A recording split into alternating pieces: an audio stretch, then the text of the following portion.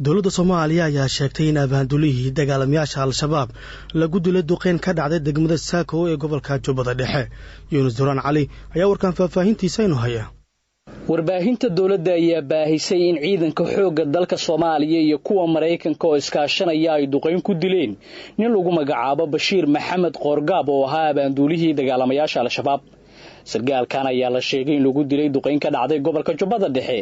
gaar ahaan degmada Saako taariikhdu markay ahayd 22kii bishii aan soo dhaafnay Febraayo. qoraalka ciidanka xoogga dalka ayaa lagu sheegay in Bashiir Qoorgaab oo sidoo kale ahaa madaxii howlgallada Al-Shabaab ee Kenya iyo xubin ka mid ah golaha fulinta ee Al-Shabaab oo sidoo kale mas'uul ka ahaa weerarada xiriyaha ciidamada dawladda ee Shabaab ku qaadaan. saraakiil ka tirsan ciidanka xoogga dalka ayaa sheegay in dilka Bashiir Maxamed Qoorgaab ay ku suurta gashay iskaashi ay sameeyeen sirdoonka ciidanka xoogga iyo kantaliska ciidamada Mareykanka ee Africom. sargaalkan ay ciidanka dawladdu sheegteen in ay dileen ayaa madaxiisa waxaa dul saarneed lacag dhan $5 milyan. ma jirto cid madax bannaan oo xaqiijin karta sheegashada ciidanka xoogga dalka. Africom wali maysan shaacin inay dileen Bashiir Qoorgaab, hase yeeshee waxaa jiray qoraal ay soo saareen 25kii Febraayo oo ay ku sheegeen in duqeyn ay fuliyeen 22kii Febraayo lagu dilay hogaamiye ka tirsan Al-Shabaab oo mas'uul ka ahaa weerarkii saldhigga Mandaba ee Kenya iyo xaaskiisa oo sidoo kale xubin ka ahayd Al-Shabaab. warka ku saabsan dilka Qoorgaab ayaa imaanaya iyadoo sirdoonka Soomaaliya ay dhawaan shaaciyeen in laga qaaday xilkii uu ka hayay Al-Shabaab. qoraal ay hay'adda sirdoonka Soomaaliya Nisay 3 Febraayo soo dhigtay barteeda Twitterka ayuu ku sheegtay in hogaamiyaha Al-Shabaab Axmed Diiriye uu mahad karatay iyo Bashiir Qoorgaab ka saaray golaha fulinta ee xarakada Al-Shabaab kana xayuubiyay dhammaan xilalkii ay ka hayeen Al-Shabaab. Nisay ayaa sheegtay in sababta uu Axmed Diiriye u qaaday talaabadan ay tahay kadib markii ay ka dalbadeen saraakiishan joojinta qaraxyada joogtada ah ee Al-Shabaab ay la beegsadaan shacabka Muqdisho. madaxweynaha Koonfur Galbeed Soomaaliya iyo gudoomiyaha baarlamaanka maamulkaasi ayaa waxay magaalada Baydhabo kaga qayb galeen kulan looga hadlayay dhamaystirka dastuurka dalka. Axmed Saadiq Yarow ayaa warkan faahfaahintiisa inoo soo diray. kulankan oo ay si wadajir ah u soo qabanqaabiyeen wasaaradda dastuurka dawladda federaalka Soomaaliya iyo guddiga madax bannaan ee dib u eegista dastuurka dalka ayaa maanta waxa uu ka dhacay magaalada Baydhabo.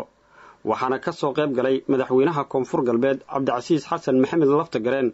gudoomiyaha golaha wakiilada Koonfur Galbeed, wasiir ku-xigeenka wasaaradda dastuurka, senataro, xildhibaano iyo qaar ka mid ah odayaasha dhaqanka. ugu horeen waxa muhiimadda kulanka faahfaahin ka bixiyay senator Xuseen Sheekh Maxamuud oo ah xogayaha guddiga arrimaha dastuurka ee labada aqal. ujeedada ninka muhiimsan wali haytay gaarsiinta intuu hasan deersin dukumentigi qabi qoraalkii wax ka bedelka dastuurka la kasuubi oo la mansan oo kala hay'adaha dastuurka ku shaqeeyeen heer federaal la fadaw diyaaran ay intii talada ka darsadan shacabka maamulada dawlad goboleedyada iyo guud ahaan siyaasiyiinta Soomaalidaba intii aragta ka darsadan safarkan wali oo kala saas oo kala safarra lamada aan ka bahayna dawlad goboleedyada oo dhan dhamaantiyo sida fariintan iyo risaaladan ma arne la wada deersiyahay qaarsho walseedi qaarshoon hatalan sii jeeda. wasiir ku-xigeenka wasaaradda dastuurka dawladda federaalka Soomaaliya ayaa isagana dhankiisa waxa uu sheegay in heer gabagaba ah uu marayo dhamaystirka dastuurka qabiyo qoraalka dalka. salaan kadib mudane madaxweyne maanta farxad bay noo tahay annagoo hay'adihii heer federaal oo loo igmaday dib u eegista dastuurka muddo 3 sanana geedi socodka dastuurka uu soo socotay haddana la soo gaaray heer gabagabo. maantana aan madaxtooyadii iyo gudoonkii iyo dhaqankii iyo aan halkaan. madaxweynaha dawlad goboleedka Koonfur Galbeed Soomaaliya Cabdicasiis Xasan Maxamed Laftagareen ayaa sheegay inuu soo dhaweynayo kulankan oo uu sheegay in muhiim ay u tahay in dadka ku nool deegaanada Koonfur Galbeed Soomaaliya araahdooda ay ku darsadaan isla markaana sida lagu soo gabagabeeyo dastuurka dalka maadaama hadda qabyo uu yahay. dastuurkii dib u eegistii dastuurka oo ay gacanta ku hayeen guddiga dastuurka oo 3 qaybood ka kala ah guddiga madaxa bannaan, guddiga baarlamaanka labada gole iyo wasaaradda dastuurka. runtii dastuurka Soomaaliya marxalado badan oo soo maray markii uu dawladdii ay burburtay waxaa la soo maray waxa la yidhaha charter waxaa la soo maray dastuur kumeel gaara waxaa la soo maray dastuur inta muddo dheer waqti badan qaatay meelo badan la soo mariyey annaga haddaan nahay dadka reer koonfur galbeed maamul iyo shacabo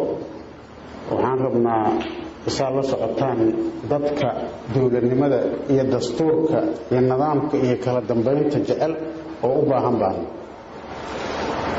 wax dadka Soomaaliyeed kala hago oo lagu shaqeeyo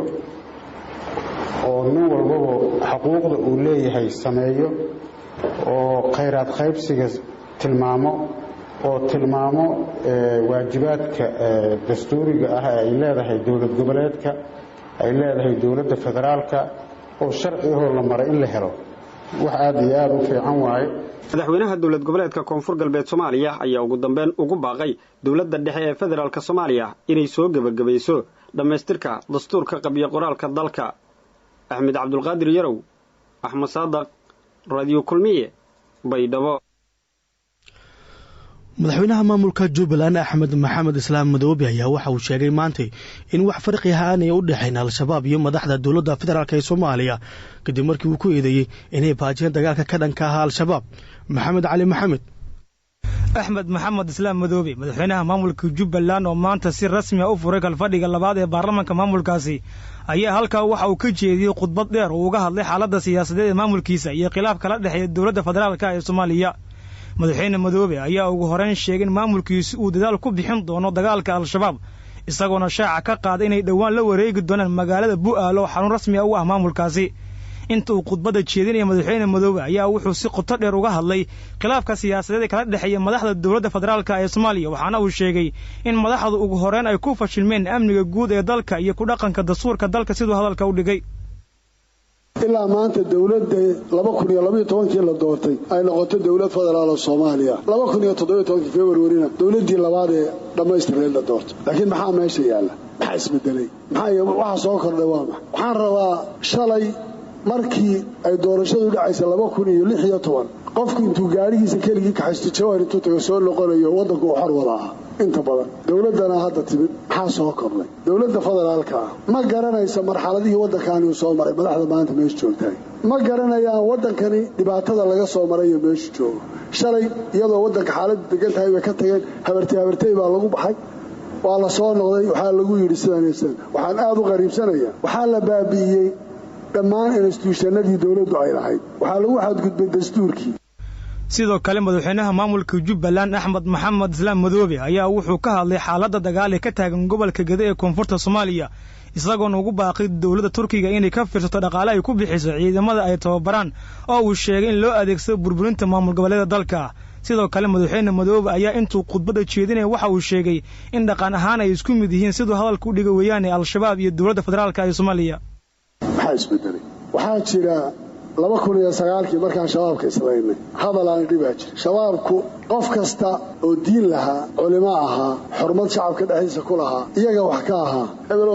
mana raacaysaa maya murtad baata waxa lagu ridaynaya waxay tahay masaalixdoodii buu ka wariyay Soomaa waxaan u bixinay takfiir bil maslaxa waa takfiir ama rido ku saabsan maslaxadooda maanta dawladda federaalka ee jirtay 8 February maxay noqotay hadii sida ay rabto riyadeeda oo manzalaha biham sultaan xuluma aad ka hortimaado khaynul wadan baa tahay camiil baa tahay dad kale aad u shaqaysaa iyaga takfiir shabaabka maanta maxay kala duwan la farq bayno wax farqiya oo maanta u dhaxeeya dawladda federaalka iyo shabaab haba yaraatee ma jiro kuwana way gaalaysiiyaan kuwana Soomaalida ka saaraan wax u dhaxeeya ma jiro labadaas ay noqotay wax meesha u yaala ugu dambeyn madaxweynaha Jubbaland ayaa tilmaamay si shuruud la'aan ah ay ugu dalbanayaan madaxda dalka inay ciidamada ka saaraan gobolka Gado oo xasiloonideeda ay dib ugu soo celiyaan khudbadii maanta uu jeediyay madaxweyne Madoobe ayaa sidoo kale wuxuu gabagabada uga hadlay arrimaha dastuurka dhinacafinta iyo arrimaha la xiriira Somaliland maxkamadda ciidamada Jubbaland ayaa dil toogashaha ku riday askari ka tirsan ciidanka xoogga dalka Soomaaliyeed Cabdimajid Cabaasadan ayaa warka faafahintiisa Kismaayo uga soo diray maxkamadda ciidanka Jubbaland ayaa xukun dil ah ku riday dable Bile Khaliif Xuseen oo ka tirsan ciidanka xoogga dalka qaybta 43aad askarigan ayaa 5tii bishan aynu ku guda jira askari kale oo ka tirsan ciidanka xoogga dalka ku dilay xaafadda Farjanna ee magaalada Kismaayo marxuumka la dilay ayaa lagu magacaabi jiray Aadan Dhicis Axmed garsooraha maxkamadda ciidanka dawlad goboleedka Jubbaland Bashiir Maxamuud Xareed ayaa ku dhawaaqay in askarigan lagu riday xukun dil ah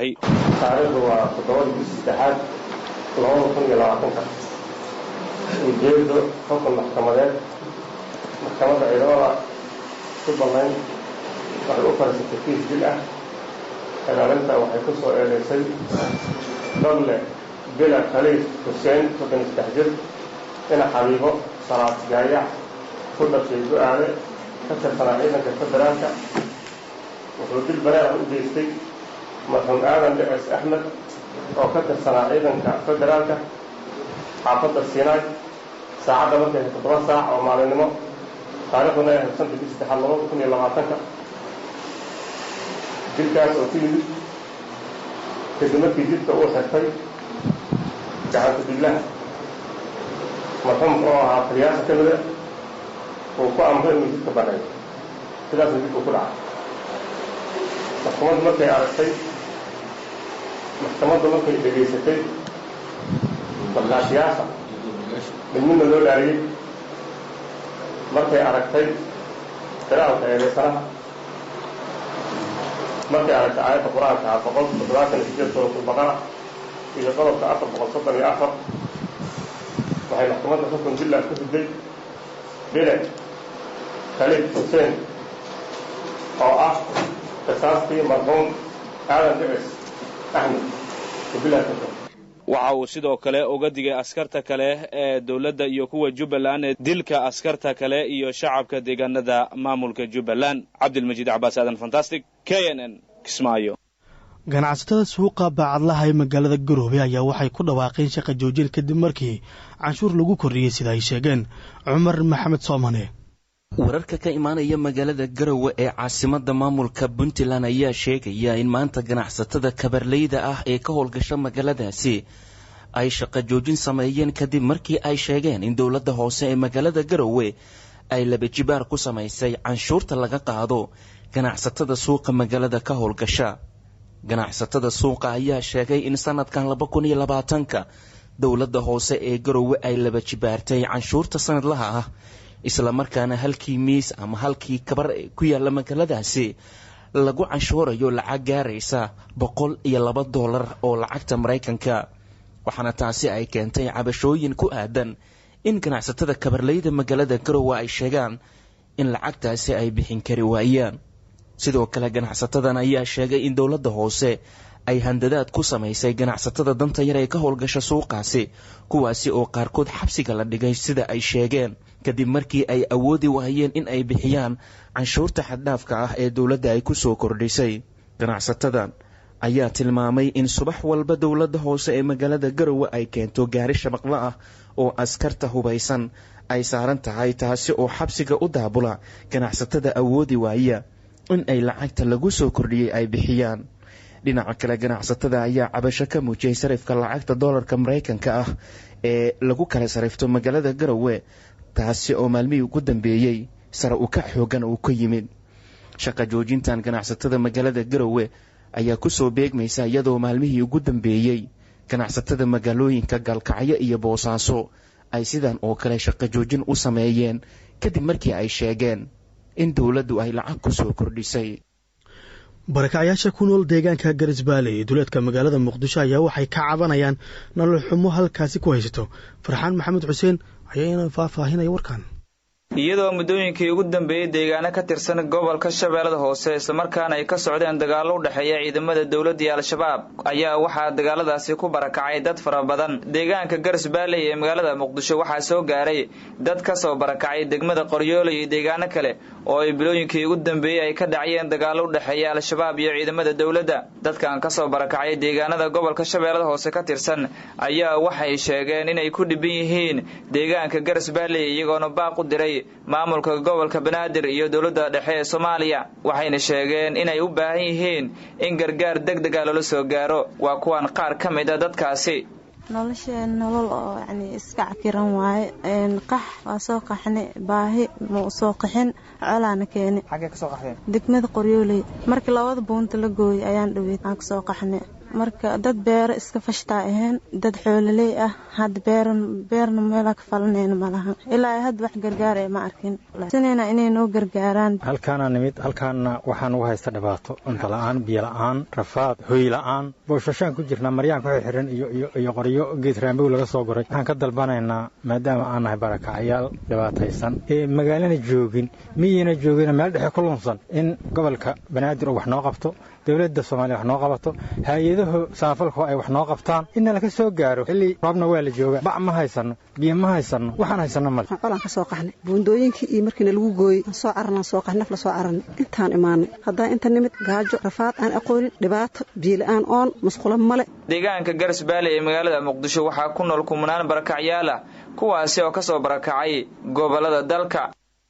dhegeystayaal warka habeen waxay idinkaga imaanaya shabakada wararka kulmiye markaan akhbaaraadka dibadda dowladda Indonesia waxay ku dhawaaqday inay isku dayeyso in aanay burburin heshiiskii nabadda ee u dhaxeeyay ururka Taliban iyo weliba Mareykanka. waxayna dowladda dalkaasi ay sheegtay in casuumaad u dirayso madaxda dagaalyahanada ururka Taliban. wargeyska Arab News oo soo xiganaya wasiirka arrimaha dibadda ee dowladda Indonesia Masar Rino Marsudi ayaa sheegay in xukuumadda Jakarta ay isku diyaarinayso sidii loo badbaadin lahaa heshiiskii dhawaantan lagu saxiixday magaalada Doha ee xarunta dalka Qatar. Indonesia ayaa waxa ay dhinaca kale codsi u dirtay madaxweynaha dalka Afghanistan Ashraf Ghani iyadoo ka codsatay inuu aqbalo heshiiskii dhawaantan ay galeen Taliban iyo weliba Mareykanka. baaqa ayaa wuxuu imaanayaa xili dhawaan uu qarku u koray inuu burburo axadigii sida wadajirka ay u saxiixdeen Taliban iyo xulafada Washington. welina